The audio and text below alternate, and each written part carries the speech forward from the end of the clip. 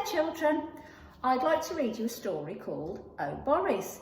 It's all about a bear who starts school because some of you will be starting school soon.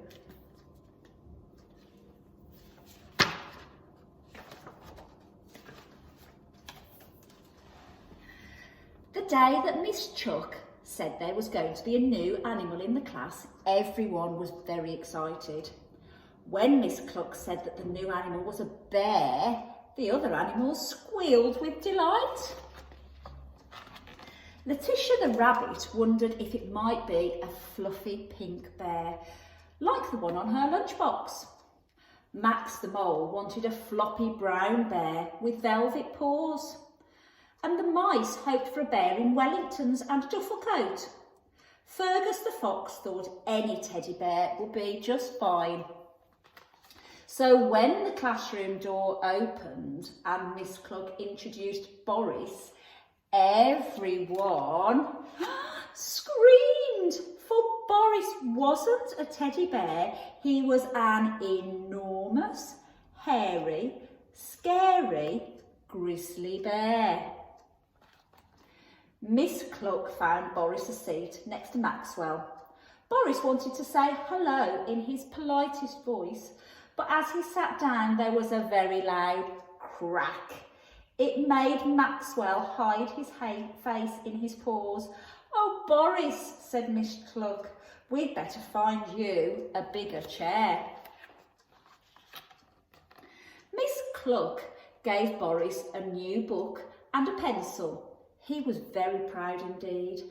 With a big friendly grin, Boris turned to show the mice. But Boris forgot how fierce his teeth were. He forgot how big his paws were, and he forgot how sharp his claws were. Somehow the mice got scattered across the classroom. Somehow the pages of his new book got ripped. And somehow there was panic everywhere. "Boris is too big," cried one little mouse. "Boris is too hairy," yelled another.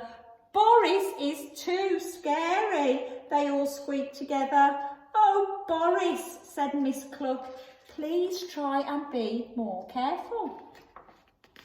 At lunchtime, everyone sat together, but there was not enough room for Boris on the bench. But nobody moved up. So he sat all by himself and dipped his big paw into the large jar of honey his mummy had packed for his lunch. And when lunch was over, Miss Cluck said everyone could go off and play. The mice began a game of hide and seek.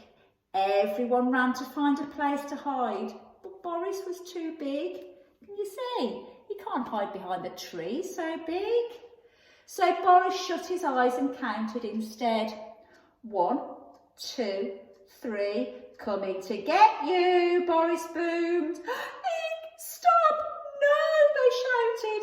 Letitia shook with fear and clung to Fergus. Maxwell ran crying to Miss Cluck. I don't think Boris meant to frighten them, did he? "Let's go inside and play some quiet games," said Miss Cluck. "And Boris, please try to be less scary, dear." Poor Boris. The animals sat together in a circle. There was no space for Boris. Boris had nobody to play with and nobody to talk to. Tears filled his big brown eyes. Large teardrops rolled down his long nose and splashed to the floor. "I'm a scary bear," he sniffed. "A hairy bear," he sobbed. "I'm just a great big grizzly bear." It seemed like a very long afternoon. At last it was time to go home. Miss Cluck stood and waved as the animals set off through the woods. Letitia hopped along the bank. Maxwell scampered through the leaves. Fergus chased the little mice around a tree. And Boris plodded along far behind. Can you see him all the way over there? Poor Boris. But suddenly, from a hollow tree leapt the rat pack. They look a little bit scary, don't they? Well, well, if it isn't the Boo Babies, said the meanest rat.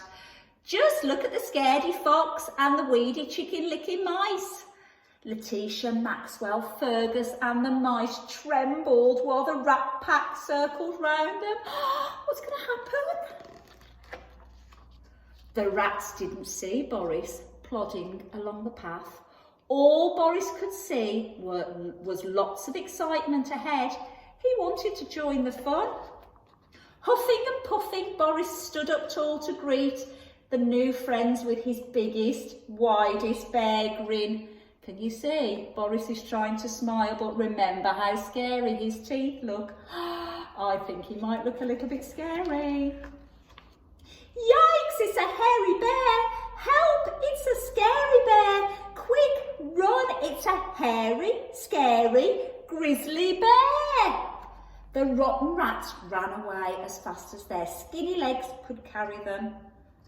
But I only wanted to say hello, called Boris. When Boris turned around, the other animals cheered. Boris is a hairy bear. Boris is a scary bear, they chanted. We're so glad that Boris is our grizzly bear. Suddenly, Boris felt very shy. If you're going to be a bear, he said very gently, then it's probably best to be a hairy, scary, grizzly bear. The next day at school, the animals couldn't wait to tell Miss Cluck how Boris had saved them from the nasty rat pack. Oh, Boris, said Miss Cluck, what a good bear you are. At story time, everyone rushed to gather round Miss Cluck. There wasn't much room once Boris had sat down, but the rest of the class didn't mind one little bit. They all had a soft, warm place to sit after all. There, look, they used to think that Boris was scary, didn't they? He was a new friend that came and they didn't quite know what to make of him and they thought he was very scary. But when they found out what he was really like, they thought he was a lovely, soft place to sit. That's a lovely story, isn't it, children? Bye-bye.